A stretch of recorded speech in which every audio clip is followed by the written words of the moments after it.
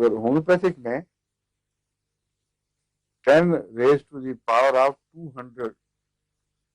Potency تک چلتی ہے، جو اتنا مائنڈ باگلنگ ہے کہ 200 طاقت میں آ کر یوں معلوم ہوتا ہے کہ ساری کائنات میں جتنے ایٹمز ہیں ان کے شمار سے بڑھ کر اگر قطرے ہوں پانی کے اور ان میں ایک قطرہ کسی دوائی کا گچول مچول دیا جائے اور اس کے کسی ایک کنارے سے چند قطرے نکال کے کہا جائے یہ 200 پوٹینسی ہے ہماری،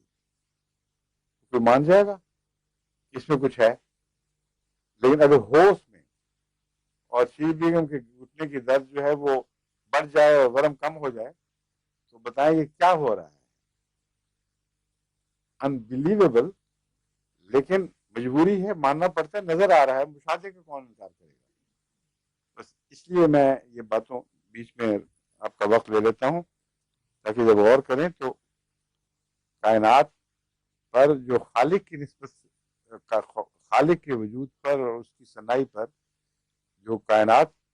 اور نظام گواہیاں دے رہا ہے ان کو سننا بھی چاہیے، ان کو ابھارنا بھی چاہیے، ان کو سنانا بھی چاہیے۔